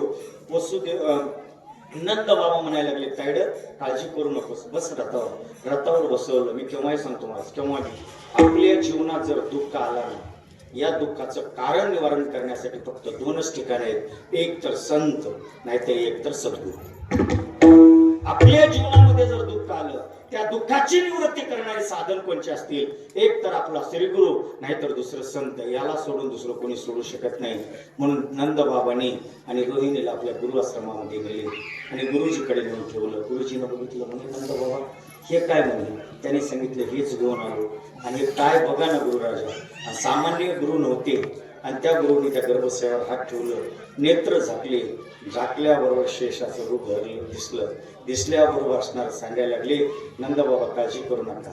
आता देव अवताराला येणार. आता देव अवताराला येणार आहेत. त्यांच्या अगोदर शेष नारायण आलेत आणि यांचं नाव बलिराम ठेवा आणि हे तुम्ही घेऊन जा. देवा घेऊन जाईल पण गावात लोक काट्या घेऊन थांबले. आता हिला जर घेऊन मी नगरात गेलो तर काठीनं कोणी मारेल, दगडानं कोणी मारेल, निंदा करतील. मग काय करू. गुरुजीनं सांगितलं हिची निंदा जिनं केलं पापीने एवढं जर म्हटलं तर तिच्या जिभेतून किडे गळतील म्हणे. कारण शेषीच्या गर्भात आहे आणि हे माझी गवाई आहे. एवढं म्हणल्यावर नंद बाबा घेऊन आली आणि घेऊन आल्यानंतर ज्यावेळेला आली नाही आता गावात काही असतेच थट्टामुक्ती अध्यक्षा बचत गटाच्या अध्यक्ष असतात का नाही त्याने अशा बांगड्या दिल्या. थांबा ग हे नंद ऐकणा गेले म्हणजे ह्याचं बघतेच म्हणे. हातात काठी घेतली पुढे आली. ए नंदराजा हे पाप कोणाचं आहे का नाही लागलास. त्या रोहिणीची मुलगी जीव गळाली ना. ते बचत गटाचे अध्यक्ष तिने जीवीला धरून बघितली तर किडे बाकीचे म्हणजे चला तिकडे तोंड करू. 7.5 किडे गळाले म्हणजे एकटीचं तोंड झाले. मला बोलायचं सगळे निघून गेले. नंदबाबा घरात आणले. पहिला पुरुष जन्माला आला श्रेष्ठाचं नाव बळीराम ठेवलं. यानं जन्माला आल्यावर इकडे यशोदा माता बी गर्भीण झाली आणि तिकडे देवकी माता बी गर्भीण झाली. बघता बघत 9 महिने व्हायला लागले आणि होता होता महाराज बळीराम दादा इकडे खेळायला लागले. शेषनारायण तिकडे गर्भामध्ये वाढायला लागले आणि वाढत असताना महाराज 9 महिने 7 दिवस झाले आणि 7 दिवस झाल्यानंतर ती तिथी आहे सप्तमी आणि सप्तमीच्या दिवशी अखिल कोटी ब्रह्मांड नायक आणि भगवान आणि मध्यरात्रीच्या समयाला आणि त्या देवकी मातेच्या गर्भातून बाहेर आले आणि 8 वर्षाची मूर्ती झाली आणि 8 वर्षाची मूर्ती होऊन मातेला सांगायला लागली मैया. तिनं झोपेतून उठली म्हणजे बाळा गर्भ बघितलं नाहीच आणि एवढा मोठा धडधगत म्हणे 8 वर्षाचा बाळ तो. अरे येड्या म्हणे शंख चक्र गदा पद्म बरोबर आहे तुझ्यासाठीच मी तपश्चर्या केली होती पण एवढा मोठा म्हणून मी जन्माला ये म्हणून तुला म्हणलो नाही. लहान पापा म्हणून तू माझ्या गर्भशयातून यावं याच्यासाठी मी प्रतिज्ञा केली होती तपश्चर्या केली होती आणि नुसतं वाळले पानं खाऊन अनुष्ठान केलं होतं. बरं झालंच म्हणे एवढा मोठा माझं कोण म्हणेल तुला. आई म्हणे मी तुझंच म्हणून घेणार आहे तुझ्याच गर्भशयातून येणार फक्त सांगणार आहे मी जन्माला आल्याबरोबर मला इथं ठेवू नकोस. मग काय कर इथून मला ने आणि गोकुळामध्ये ठेव आणि गोकुळातून मला असणार तिथं माझी बहीण माया जन्माला आली आहे ती यशोदा गर्भीण होती तिला तिथून तिला इथं आण आणि हे तू करू नकोस बाबाला करायला. आईनं म्हणजे बाळा तू सांगतोस कराय रे जरा बाबाची दशा बघ म्हणे. हाताला बेड्या, पायाला बेड्या, आणि हालता येत नाही, चालता येत नाही, आणि तुला घेऊन जावं तर बाहेर बघ म्हणे कसं त्या डोळ्यामध्ये तेल घालून बसलेत म्हणे. आता कवा विठ्ठल विठ्ठल म्हणतील महाराज, कवा विठोबा रुक्माई म्हणतील, कवा आता काला वाटतील, हे सगळे चिंता करले. जर तू आता तर बंदी शाळेत येस. तुम्ही म्हणलं का नाही, काहीच करू नका. 2:25 ला जेवते अवधूत महाराज घडीच्या पुढे जाणार. ऐका, महाराज ज्या वेळेस म्हणले ना, म्हणल्यानंतर त्या सांगितलं, आई मी काय करतो बघ म्हणे. आणि तो 7वीचा दिवस गेला, गर्भसयामध्ये पुन्हा गेले. आणि वसुनाम तिथी बुधवार असे सुख सांगत असे परीक्षितीसी. आणि बुधवारच्या दिवशी, अष्टमीच्या दिवशी, मध्यरात्रीला 8व्या प्रहारात, रोहिणी नक्षत्रात. आता ही लई आहे बरं का, माझं कीर्तन कधीच काल्याचं 2 तासात होत नाही. मला इथवर यायलाच कमीत कमी 6 तास लागतात, म्हणून मी कालच कीर्तन करत नाही. आता हे हैदराबादहून सोनी भवनकडून निघत तिथं बसला दादा, त्यानं बरेच जण असणारे मला आग्रह केले, म्हणून महाराज तुम्ही मधलं कीर्तन करू नका, पण काल्याचं करा. मी म्हणलं काय, आमच्या इथलं पहिलं आणि सप्ताह गोसायाचा करून काला व्हावा, ज्ञाना म्हणून नाही, गोसाई म्हणून व्हावा. आणि ते प्रेमाचं मित्राचं नातं आहे. हैदराबाद पाटील साहेब यांचे बरेच जण आले की कोटी नमन करतो माझ्याकडून. आणि रोहिणी, कारण रोहिणी नक्षत्रात का जन्माला आला, चंद्रवंशात का जन्माला आला, बंदी शाळेत का जन्माला आला, 8वा का जन्माला आला, आणि बुधवारीच का जन्माला आला, हे ज्याला पाहिजे. आता काही तर नवीन कीर्तन करायचं, तिथून दिदी बघायला लागली, माझं बरेच जण ज्यांना याचा अभ्यास करायचा त्यांनी काहीच करू नका, फक्त 200 रुपये मला द्या. कोणाला नाही, मला देऊ नका, मला 200 रुपये लागत नाहीत. मोतीराम महाराज दस्तापूरकर पाळा संस्थान, म्हणजे हे कुठे आहे, म्हणजे राऊत बाबा, विठ्ठल बाबा राऊत, विठ्ठल आश्रमच्या अलीकडे. आता अच्युत महाराज दस्तापूरकर त्यांच्या संस्थेमध्ये गाथा नवनीत म्हणून मिळतं. कोणतं? गाथा नवनीत. त्याच्यामध्ये सगळे प्रमाण आहेत. आणि एवढं जे मी बोललो ना, माझ्या मनाचं बोललं नाही, हे सगळं मी तिथं वाचलेलं आहे आणि माझ्याकडं आहे. आणि हे रोहिणी नक्षत्रात का जन्माला आला, 8वाच का जन्माला आला, 8 नावानच का जन्माला आला, सुंटवाडा 8 प्रकारचंच का राहतं, चंद्रवंशात रोहिणी 8वीच का आहे, त्याच नक्षत्रात का, बुधवारीच का, चंद्रवंशात का, त्याचा सगळा इतिहास दिला. मी एवढं जर सांगायला लागलो, जन्माला आल्याबरोबर माया घातली, माया घातल्यावर सगळं सैन्य बेशुद्ध अवस्थेमध्ये झाले. बाळ जन्माला आले, पत्नीला उठलं, हे उठ म्हणे, देवकीला उठवलं, देवकीनं उठलं, उठल्याबरोबर म्हणजे अहो याला घेऊन जा की. त्यानं म्हणलं कसं घेऊन जाऊ, तिनं म्हणले आपल्याला सांगितलंय एक युक्ती करावी, त्याला धरा तर धरा. आणि असं भगवंताला हात लावला आणि उचलायला लागला. पहिलं चमत्कार केलं, उचलीला कमळापती पायीचे बंधने गळती. जन्माला आल्याबरोबर त्याला स्पर्श केल्याबरोबर पायातले बंधने गेलं, दुर्डीमध्ये त्याला ठेवलं, केळीच्या पानावर त्याला ठेवलं. आता केळीच्याच का ठेवलं, दुर्डीतच का ठेवलं मी आता सांगत बसत नाही, त्याच्यावर ठेवलं. आणि कंस नगरीतून बाहेर आले, मथुरेतून बाहेर आले. यमुना होती, यमुनेला वाटत होतं मी पहिलं दर्शन घ्यावं, मी पहिलं दर्शन घ्यावं. काय यमुना ही या भगवंताची सासू होती. कोण होती? सासू. पहिल्या काळात सासू जावायचं तोंड बघत नव्हती. आता सासू जावायला की सासूचं जावायचं घोडा आलं की सासू टणटणा. कारण आता प्रीती आहे ना, शेवय दूध जावाई की आलं की सासूला आनंद वाटते महाराज. पण पहिले तसं नव्हतं, सासू जावायचं तोंडच बघत नव्हती. कारण तुम्ही ती गाताना वाचा, मी सांगून चलो तुम्हाला. आणि ती यमुना माता होती, तिला वाटायचं यानं माझा जावाई होणार आहे आणि याचं तोंड आताच बघायला मिळते, म्हणून तिनं पूर चढला. पूर आनंदाचा चढला, आनंदाचा. कारण तिला वाटत होतं की मी पहिलं मुख बघावं यमुनी मातेला. आणि तिनं वर चढायला लागली. तोंडापर्यंत असणारा नंदबाबांच्या वसुदेवाच्या पाणी आलं. वसुदेवाच्या आल्यानंतर भगवान म्हणायला लागले, सासूमय्या शास्त्र आहे म्हणे, मी तुमचं तोंड बघू, माझं तोंड तुम्हाला बघू देणार नाही. जर तुम्हाला सुख बघायचं असेल तर मी अंगठा देतो. आणि भगवंतानी उजवा बी अंगठा दिला महाराज, डावा पायाचा अंगठा त्या टोपल्यातून बाहेर काढला आणि यमुनेला असं दर्शनाला दिलं. अंगुष्ठ लावल्याबरोबर यमुना खाली गेली आणि वसुदेवजी पलीकडे गेले. आणि पलीकडे गेल्यानंतर यशोदेच्या जवळ गेले. आणि नंदवाड्यात गेल्यानंतर यशोदे माता प्रस्तुत झाली होती. तिकडे सगळी झोपीमध्ये होती. आणि यशोदे मातेच्या जवळ या बाळाला ठेवलं, त्याला घेतलं आणि इकडं आली. बस मला आता वाढायचं नाही. इकडं आल्यानंतर हे रडायला लागली माया. माया रडत असताना कंस म्हणायला लागले, जन्माला आला 8वा पुत्र, जन्माला आला, त्याला पकडा. दादा दादा, अरे आतापर्यंत पोरं होते, 6 मारला, 7वा कुठे गेलं मला माहिती नाही, पण एक हे मुलगा नाही रे, ही मुलगी आहे, तू दया कर रे दादा, दया कर, मारू नकोस, हे पाठवत रे, तुझ्या पाया पडते रे दादा, आणि वाढू नकोस. मी नीट ऐका, तुझ्या पाया पडते. कोण म्हणायला लागली? त्यांना म्हणलं किती पाया पडपण गेला सोना. तिनं घट्ट पाया धरले आणि घट्ट पाया धरले, तवाच्या कंसाचं पाप वाढलं, तवाच्याचं पाप वाढलं. बहिणीनं पाय सोडायला तयार नाही आणि भावानं त्या भाचीला सोडायला तयार नाही. धरलं महाराज, उचललं आणि उचलून सन्या बहिणीच्या समोरच घेतला. लहानशा बाळाच्या पायाला धरला, असं गरगर गरगर फिरवला. फिरवून आता शिळेवर आपटणार, पण ती साधी नव्हती, आधी माया होती, त्याच्या हातातून निष्ठली आणि त्याला सांगितली, ए मूर्खा, ए मूर्खा, तुझं लागी वदी उपजला मज आधी. म्हणायला लागली, ए तुला मारणारा माझ्या आधी जन्माला आलाय, मला तू कोण मारणार? जे निष्ठली ते पुन्हा त्याच्या हातात सापडली नाही. याला म्हणलं मात आधी कुठं आली? याला लागली चिंता. कोणाला? कंसाला. मथुरेत याला लागली चिंता. पण गोकुळात काय झालं? गोकुळामध्ये एकच झालं, यशोदेला बाळ झाला, यशोदेला बाळ झाला, म्हणून त्या गोकुळामध्ये आणि काय व्हायला लागलं? अभंगाच्या पहिल्या चरणात गोकुळीच्या सुखा, गोकुळीच्या सुखा, गोकुळीच्या सुखा, गोकुळीच्या सुखा,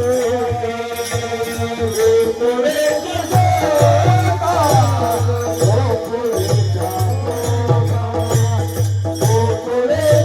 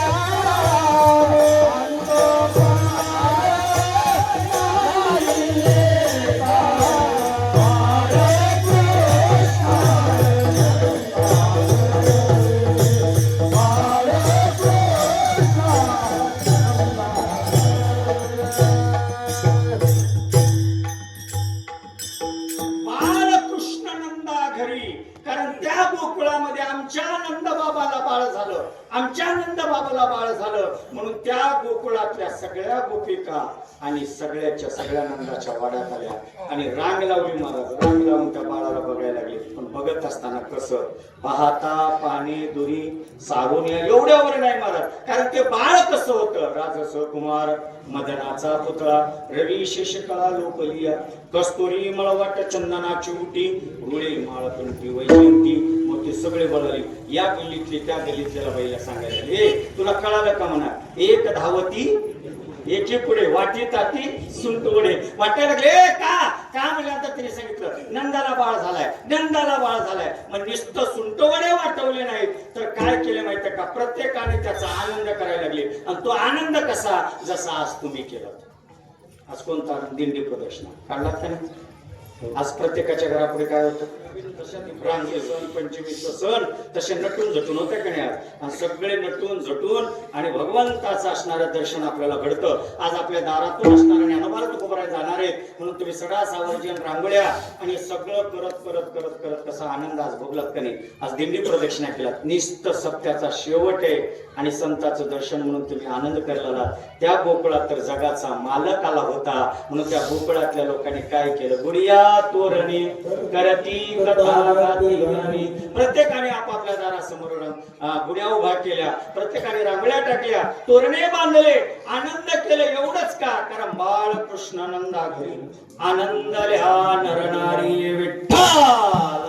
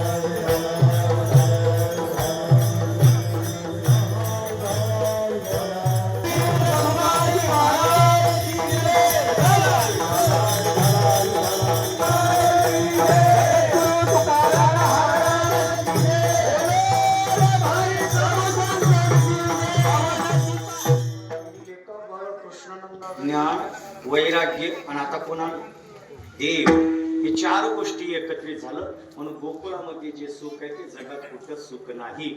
म्हणून गोकुळातल्या सुखाचं वर्णन तुकोबारा सांगत असताना सांगतात त्या गोकुळामध्ये नुसते सामान्य सुख नाही, ब्रह्मसुखाची प्राप्ती आहे. त्या गोकुळामध्ये अतिभौतिक सुखाची प्राप्ती आहे आणि त्या गोकुळामध्ये आनंद आहे आणि त्याच गोकुळामध्ये असणारं समाधान आहे. म्हणून त्या गोकुळातलं सुख असणारं विशेष आहे. म्हणून चरित्र ते उच्चारावे गेले दिवे गोकुळे आता आणि लई आहे गोकुळात. पण माझी वेळ संपली, मी 2 मिनिटात माझा अभंगाचा अंत करतो. काल तयार करा. ऐका, गोकुळामध्ये परमात्म्यानं काय काय केलं. गोकुळ लहान गोकुळामध्ये परमात्म्यानं असणारं काही सुना म्हणून आल्या होत्या, काही लेखी म्हणून आल्या होत्या, काही सासा म्हणून आल्या होत्या. तिघांचंही ऋण पडायचं होतं. म्हणून जे सूर म्हणून आली होती राधा, त्या राजेला ब्रह्मसुख प्राप्ती करून द्यायचं होतं. म्हणून भगवंताने काय केले, लहान अवस्थेमध्ये असतानाच आईच्या काकामध्ये खेळायचे आणि खेळता खेळता एक दिवस असं खेळायला लागले, रडायला लागले. एवढं रडायला लागले, रडते माझे बाळतानी समजाविता. तुम्ही सगळे प्रमाण म्हणणार मला बरोबर 5 वाजता, पण मी काही म्हणू देणार नाही, कारण मी माझं तत्व वाचणार आहे. का रडते माझे बाळतानी समजाविता राहिना. एक म्हातारी आली गावात, म्हाताऱ्या शाण्या, ब्रह्मदेवाच्या आज्या. ती काय म्हणली, अगं यशोदे एक माझा ऐक म्हणे, याला बाहेरनं झाला असेल, उतरून टाक, काही तर कर. तिनं सगळं केलं, काही करून ही काही केलं तरी समजना. शेवटी समजना गेल्यानंतर राधा सून म्हणून आली होती. तिनं यशोदेच्या काकतकडे यायला बघितलं आणि राधा पाहिल्याबरोबर यशोदा मातेनं म्हणायला लागली, राधे इकडे येशील का म्हणे. येशील का म्हणल्यानंतर ब्रह्मसुखासाठी इंद्राची पत्नी होती, तिला ब्रह्मसुख रडणंच थांबलं. यशोदानं सांगितलं, राधे रोज याला घरी घेऊन जा. तिला म्हणली तेच करायला आले म्हणे, इथं तपश्चर्या उगी केली नाही म्हणे. घरला घेऊन जा आणि याच्या संग खेळ, याला पोटभर जीव घाल आणि याला सांभाळ बरं का राधे. सांभाळ म्हणल्यानंतर गेले ना घरी घेऊन. घरी घेऊन गेल्यानंतर महाराज आता काय सांगावं, घरी गेल्यावर तिनं त्या लाल्याला एवढं नट्टापट्टा करायला लागली. एक दिवस काय झालं, लाल्याला जीव घालावं म्हणून खिचडी तयार केली. ही खिचडी नाही, दाल खिचडी. आणि दाल खिचडी खायची असेल तर इकडे मिळणार, चला काशीला, चला अविद्येला. उत्तराखंड मध्ये डाळ खिचडी मिळते, कारण ते फोडणी घालतात तुपात आणि आम्ही तूप वाढतो चमच्याला. ते डाळ खिचडी फोडणी घालायला लागते तुपात आणि जेवढी डाळ 1 किलो घातलं तेवढे 1 किलो तूप घालावं लागते, तेव्हा ते डाळ खिचडी होते. आम्ही छटांमध्ये 1000 लोक उठवायचे, कुठलं आम्हाला डाळ खिचडी करणं होते. ऐका, आणि ते डाळ खिचडी आणि केल्यानंतर तिनं खाऊ घालले. पण खाऊ घालता घालता तिच्या मनात आहे, कान्या तू माझं ऐकशील, जरा मोठं होशील का रे म्हणतो, जरा मोठं होशील का. यानं म्हणतात तुला सुख द्यायसाठी तर एवढं केलं. म्हणलं की मोठा झाला महाराज, मोठा झाला. आणि मोठा झाल्याबरोबर हिनं जीव घालवली आणि आता बोलला. आता लहान होतं तेव्हा लहान शब्द होते, मोठं झाल्यावर आवाज बदलला, मोठा आवाज एवढा, तेवढ्यात नवरा आला. आणि हिनं मध्ये कडी लावून घेतली होती आणि कडी वाजवायला लागला नवरा कड कड कड अशी कडी वाजवायला लागला. त्यानं म्हणला ए मध्ये कोण आहे सांग.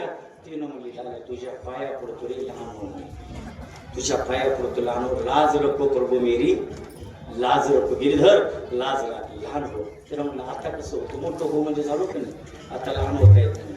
तिनं म्हणले तू जर लहान झालीस तर माझा संसारच तुटला म्हणजे, आणि माझा संसार तुटला ते तुटला, तुझी माझी जोडी पुन्हा कधी होणार नाही. एक आहे तुझ्या पाया पडतो एवढा प्रभू भावे तेने संपुष्टी राहावे, होय भक्ती केला तेसा पूर्वी धरावी तिच्या. माझा नवरा आला रे लहान हो. त्यानं म्हणला लहान होतो पण याने कॅमेरे बंद केले. ते कसे आले बघा दोन्हीचे दोन्ही ना बरोबर आले काय. आणि हे दोघच म्हणजे 50,000 आहेत, त्यांचे 25 आणि ह्यांचे 10-15 आहेत नाही का. हे पण एवढं लाईव्ह कीर्तन बघतात हे दोन आले म्हणजे 35,000 समाज आला आमच्यासाठी. आम्ही चुकलो किती धरलेच. साधी गोष्ट नाही तुमच्या पुढे कीर्तन करणं. चालू असं चांगलं आहे, असं त्यांचं प्रकाशन आहे. भालके बाबा ते दोघं चांगलं करतात. आणि असं तिचा नवरा आला राधीचा, त्यानं कडी वाजवली. आता त्यानं लहान झालं आला नावा तुका म्हणे झाला लहान पापा झाला. पापा झाल्यावर जिनं घाबरली होती ना तिनं मधूनच तिनं म्हणलं आता काहीच नव्हतं ना आता आवाज. तिनं म्हणले कळते का तुम्हाला काकडी वाजवायला लागले. त्यानं म्हणलं वाजून 15 मिनिटं झालं, 2:30ला सोडतो म्हणलं 2:30 वाजवायचे काही अक्कल बिक्कल हाय का नाही तुम्हाला म्हणले. त्यानं म्हणलं अक्कल हाय, कडी काढली की सोडूनच टाकतो म्हटलं. कडी काढली. त्यानं म्हणलं काय कळत नव्हतं का म्हणे, नंदाचं लेकरू आणलं म्हणे, बाहेरून आला त्याला पायाळू झालं तर काय करू म्हणजे तुमच्या पायानं दिष्ट बिष्ट झाली तर म्हणून कडी काढत नव्हती. आणि लय बोलला. त्यानं बघितलं हे बघ चुकलं, उद्यापासून दिवसभर त्याला मी भरलाच येणार, त्यालाच आणि खेळ. मला काय सांगायचं लहान असताना असं खेळ. पुढे मोठा झाला तळवे तळहात पिकेत डाव्या गुडघ्याने रंगत रंगणी रंगनात तो देखील असेल. पुढे त्याच्यापेक्षा मोठा झाला, 5 वर्षाचा झाला. 5 वर्षाचा झाला गावामध्ये खोड्या करायला लागला. खोड्या करत असताना सगळ्या गवळणी मिळाल्या आणि नंदाच्या वाड्याला अवघ्या मिळवणी गवळणी आल्या नंदाच्या अंगणी. हे गवाई आमाशी पावेना यशोदे बाळ तुझा का. तिनं म्हणले काय झालं म्हणल्यानंतर एकटीनं असं काकड्या वर केली. तिनं म्हणली यशोदे तुला माहिती नाही, परवा आला आमच्या घरा, दारी निजला होता म्हातारा, घेऊन ताकाचा हो डेरा, होडीला सैरात यावरी, माझ्या आत्याचं कुंकू मोठं होतं, आता कुंकूच नाही. मी इकडे बघितलं तिकडं. तिनं म्हणले माझ्या आत्याचं कुंकू मोठं होतं बळकच म्हणून माझा सासरा मेला नाही माय, जर टिकली राहिली असती तर हुकलीच असती म्हणे. आणि अशा प्रकारे ज्यावेळेस बोलायला लागली त्यावेळेस यशोदेला कानाला म्हणले कान्या खरं का. आई म्हणजे तुला कळते का मी एवढं हिनं काय बोलायला. यशोदा रागरुद्र झाली आणि सगळ्या गोपिकेला म्हणजे 5 वर्षाचे माझे बाळ ग, अंगणीच माझ्या खेळ ग, तुम्ही लटकाची घेता आळ ग, गोकुळच्या नारी. सगळ्या गोपी एक गोपिका म्हणजे यशोदे याला पकडल्याशिवाय राहत नाही, याला खोडी करताना पकडते, त्याला अंत्य गवाही केली, निघून गेल्यानंतर अनेक खोड्या केला. शेवटी काय झालं म्हणतात सगळ्या दोन्या त्रासल्या.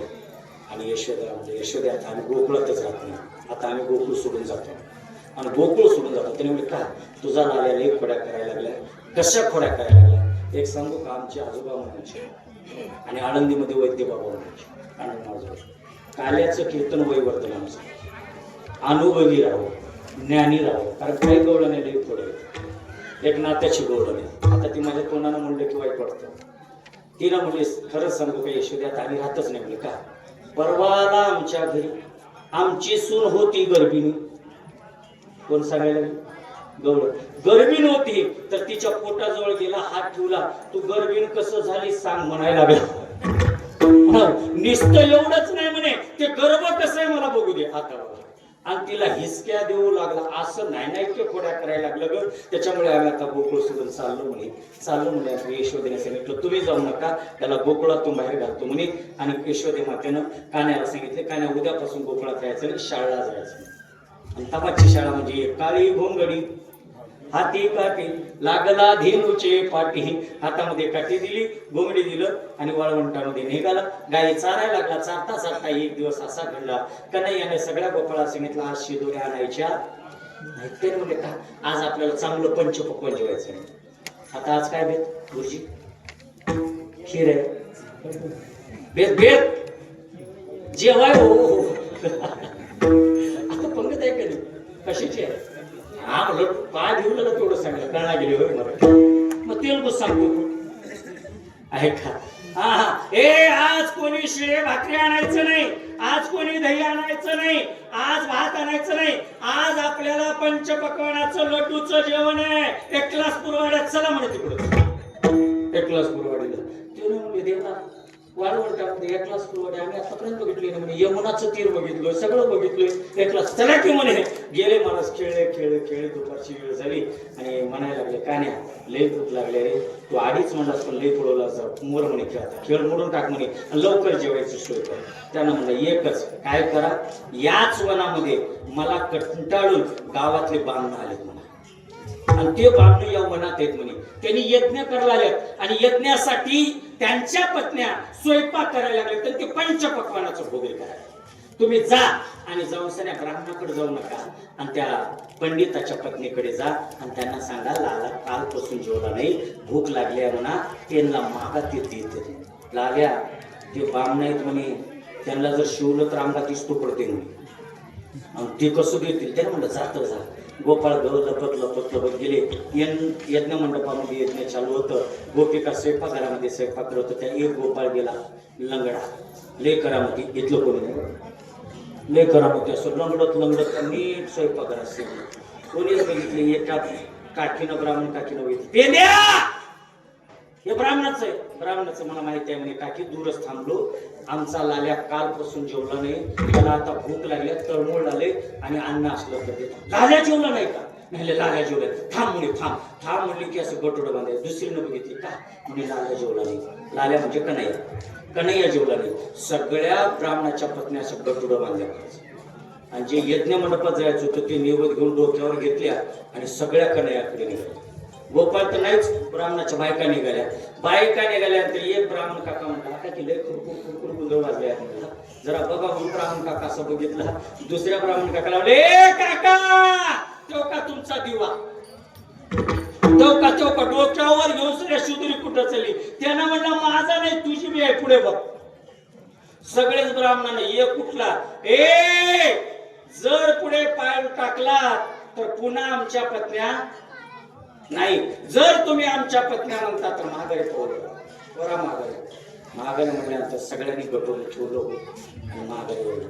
एकटा ब्राह्मण म्हणला वा याला म्हणतात म्हणे पट्ट्या. बायको तो का तिथंच आली माझी, बघा तिथं स्वयंपाक केलं. एवढं म्हणताना महाराज माघारी ओढलं. एक ब्राह्मण म्हणला बायको इथं नाही, बायको कन्हैया कशी आणली तुझी. बस तिथं जाऊन बघ म्हणे. आणि तो ब्राह्मण असा काष्टावर केला महाराज, पळत पळत आला तर काण्याला जीव घालला. काय करत जीव घालताना तिनं विचारलं काका म्हणलं ए काय झालं, तर तिनं एकच म्हणले हरिने माझे बालगीत तुका म्हणे छंदे येणे मोहिले गोविंदे बाळ कृष्ण नंदा घरी आनंदल्या नरनारी. ज्ञानेश्वर माऊली ज्ञानराज माऊली तुका म्हणे जंदे, तुका म्हणे जंदे, तुका म्हणे जंदे, तुका म्हणे जंदे, तुका म्हणे जंदे, तुका म्हणे जंदे,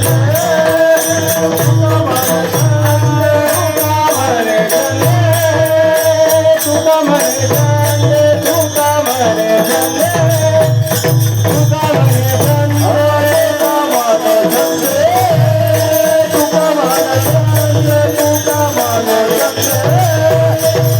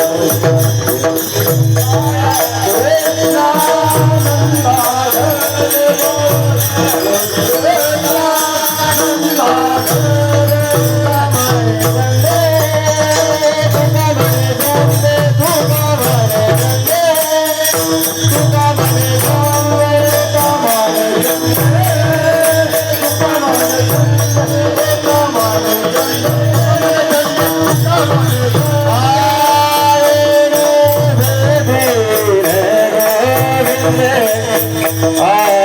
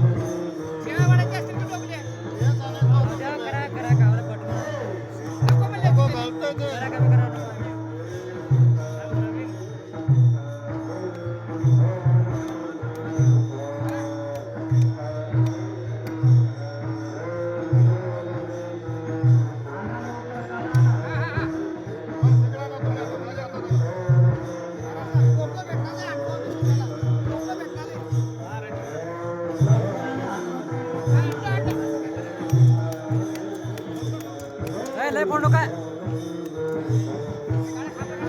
ते काढणं आपलं राहतं ते काय काढतं आपलं खात्यात